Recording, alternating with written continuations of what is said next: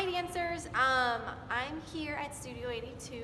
I miss you guys, and I hope you guys are staying healthy and safe on your time off.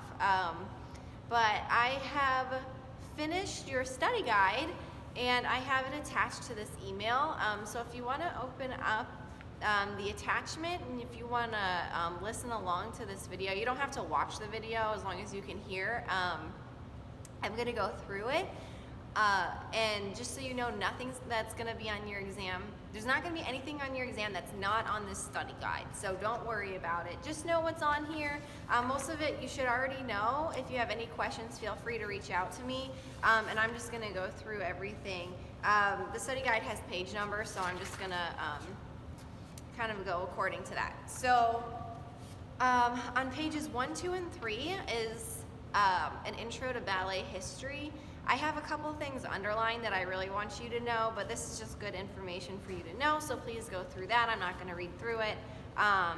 Some big things is just going to be like, where did ballet first begin? A lot of people say France. It's not actually France. It began in the Italian Renaissance courts during the 1400s. So I also want you to know who was responsible for making ballet more popular, and that is King Louis the 14th. So those are just some big things that I want you to know, but don't worry too much about this, but be familiar. On page 4, you go to page 4, we have parts of the stage.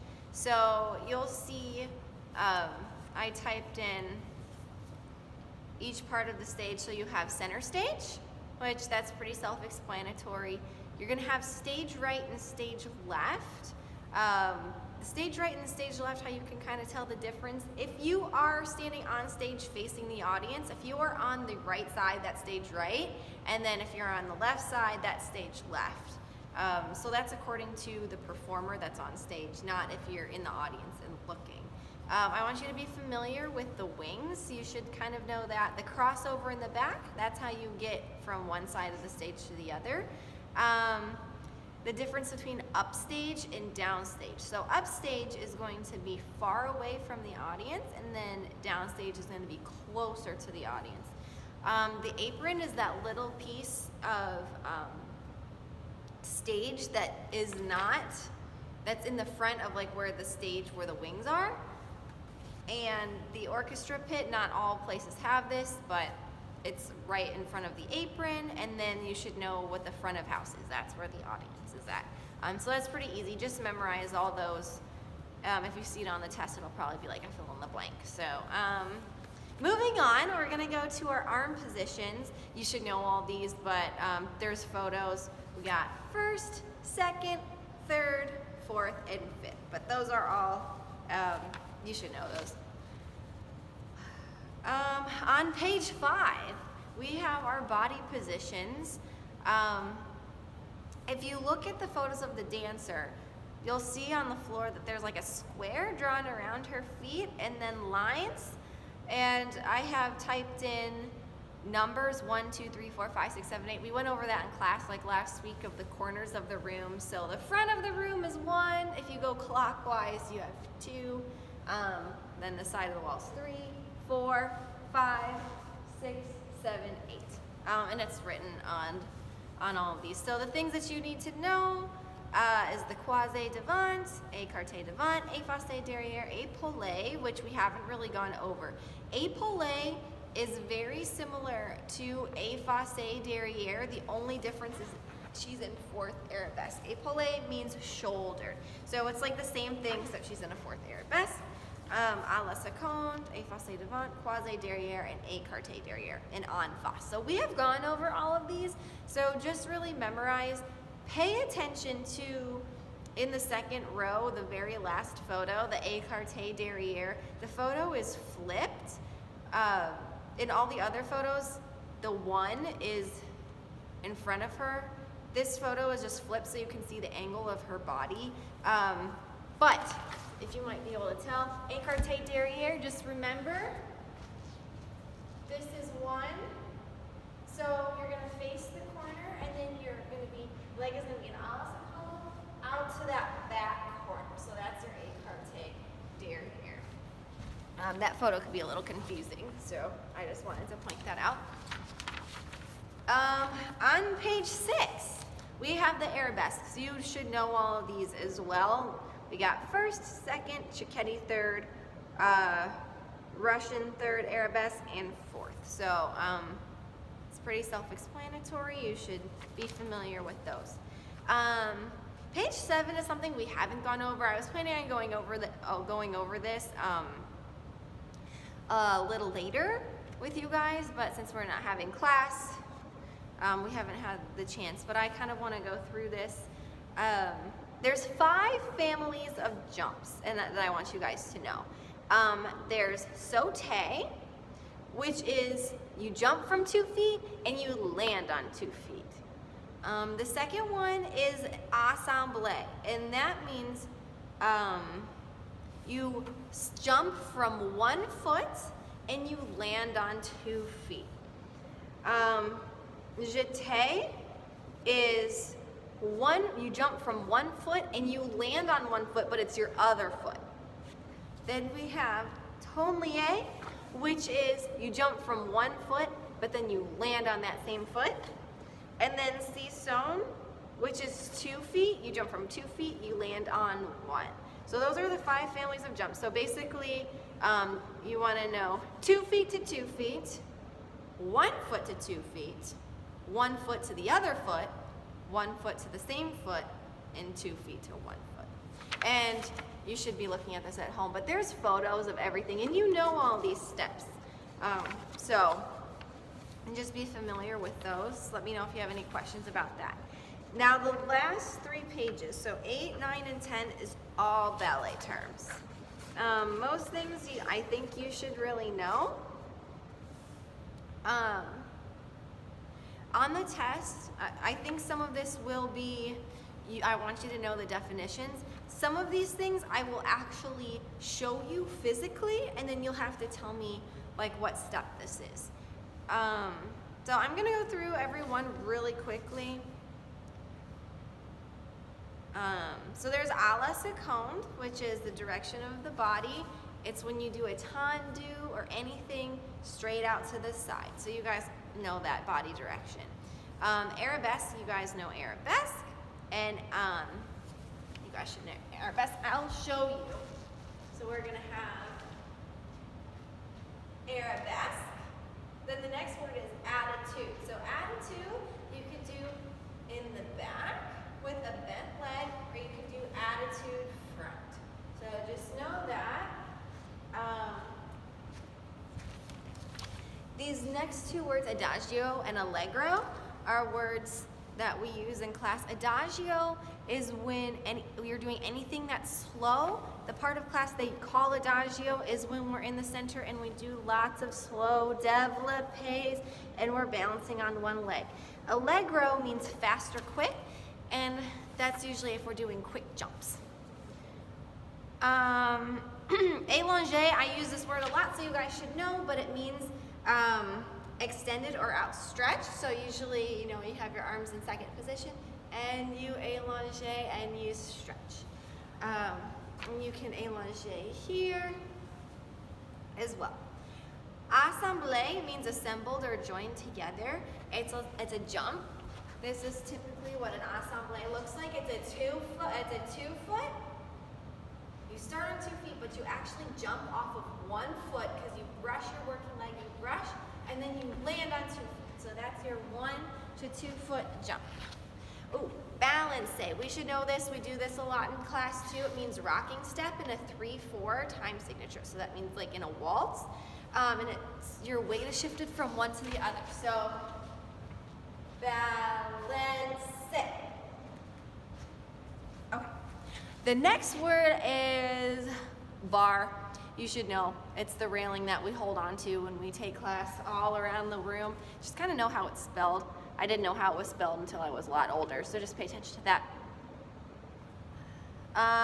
Battement means beating action of the extended leg. You guys might be familiar with a grand battement. That means a big beat when we kick our leg. So that's a battement. Tendu, we know tendu, but it means stretched. Cambre, we use this term in class a lot too, means bending of the body forward, side, or back. So we cambre forward, we cambre back, and we cambre side. Chaîné, that means chains or links, but we do these in class.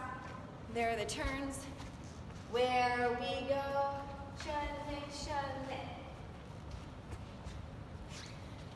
Next one is changement, and that means change of the feet. It's always done in jumps from a fifth position, and then we change, change, change. So that's our changement. Next one is chassé, that means chased. And we should know this one too.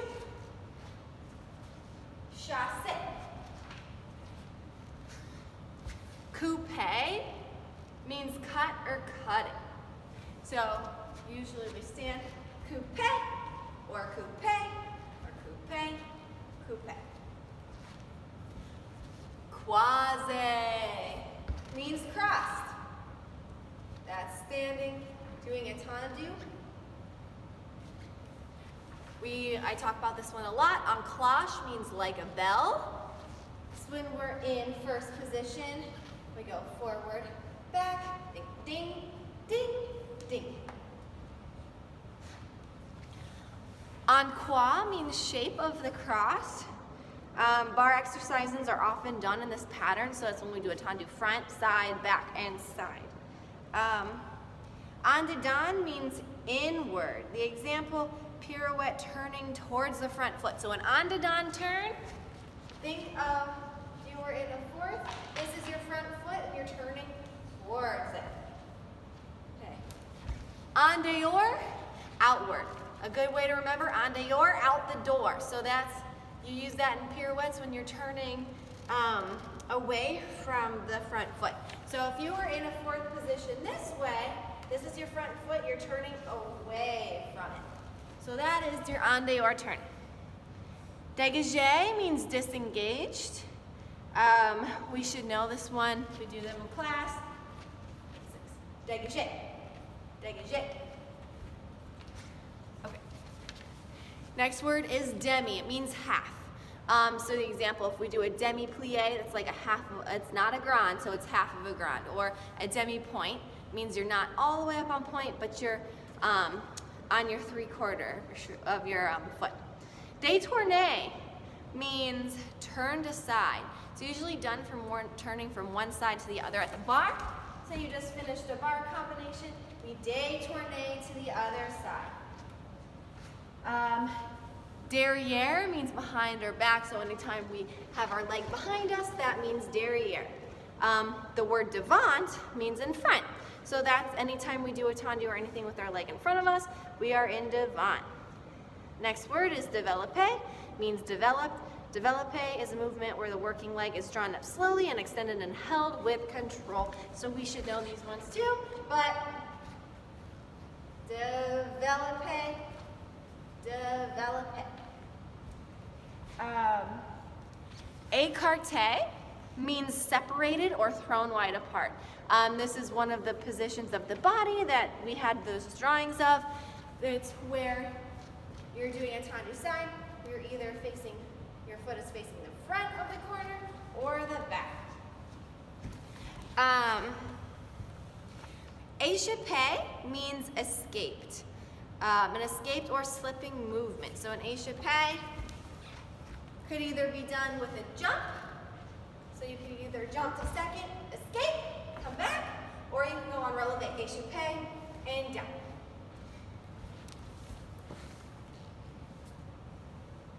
Effacé is another of the positions of the body.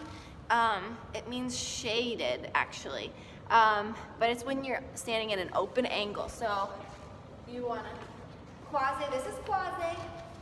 Effacé is when we're open. So we'll be facing corner 2 with our right foot in front. Okay. En face, remember the word face means facing front. The word entraînement, we haven't really gone over this one, but it means turning, or when a step is done in a turn. So you could either do like, I'm trying to think, a chassé. We went over chassé. Or you could do a chassé entraînant, which goes. So it was that same chassé step, but it was turned. Épaulement, I use this a lot. It means shouldering. It's how you use your head. Fondue means to melt. We should know this one. Frappe, to strike. We should really know that one. Glissade means to glide. We've practiced these quite a bit. The plie, up is the breakdown, and it looks something like that.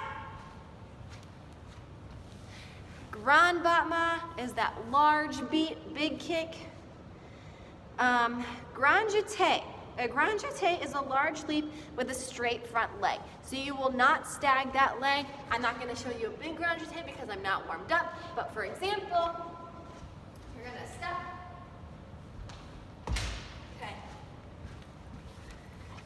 So I did not bend my front leg. So that's a grand jeté. Jeté means thrown. And this is one of your one foot to the other foot jumps. Okay, so jeté right here, jeté lay. This other word, this next word we haven't gone over really yet, but it's pronounced manège, and it means in a circle. So sometimes during class, you'll do a combination in a manège, and that means you're just going around the outside of the room in a circle. So a lot of times people do piqué turns in a manège. So that's one we haven't really talked about. Pas de basque. We've worked on these a lot the last couple weeks. It means the step of the basque. Remember, we're here. Pas de basque. These next ones we should know. Pas de cheval means step of the horse. So we're, whoops, sorry guys. You're here, pas de cheval. Pas de cheval. Next word is pas de deux, and that means a dance for two. So you'll often see a male and a female ballet dancer dancing together. That's called a pas de deux. Pas de bourrée means a bourrée step done on point or demi-point. So we've done these. They go pas de bourrée, pas de bourrée. Pas de chat means step of the cat.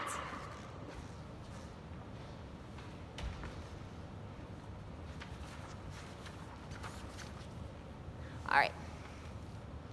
Passé means past. So it's if you go up your leg, up and down, passé. Penché means leaning or inclining. This always comes after an arabesque. So if you were in an arabesque, okay, and then you incline forward and then come up. Don't mind me, guys, I'm not warmed up. Petit battement, small beating. This is always done usually in a frappe combination. Petit battement. Piqué means to prick. Piqué. And piqué. Okay. Pirouette means to whirl or spin. Plié means to bend. Port de bras means carriage of the arms. Promenade means in a walk. Usually this is done when a dancer is on one leg and they have to go around. So we worked on this a little bit from an arabesque, but if you're in an arabesque, you lift your heel up slightly and you promenade.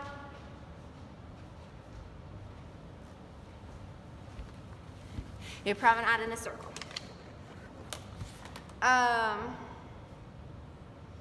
Releve means raised. Reverence means curtsy. It's always done at the end of ballet class. Rond de jambe means round of the leg. We should know that one. Sauté, that means jump or jumping. That's our 2 to 2 foot jump. Sisson is named after the creator of the step. It springs off 2 feet and lands on 1. And then, so I'll show you a Sisson real quick. So, plie, 2 foot, land on 1, and then we drag it in. Okay. Sous-sus means over under. It's just a releve in a tight 5th position. So, sous-sus. Soutenu means sustained in turning. We've done these a little bit, but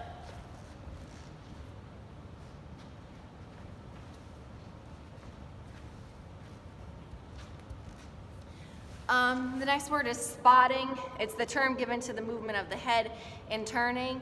The snap of the head gives the impression that the face is always facing the audience, and it helps the dancer from not getting dizzy. Sur le coup de pied means neck of the foot. So when the foot is wrapped around the base of the ankle. So up, wrap toes are behind. Okay. Tomber means to fall. So if you're here, tombe, you can do it this way. Tombe. Tourjeté.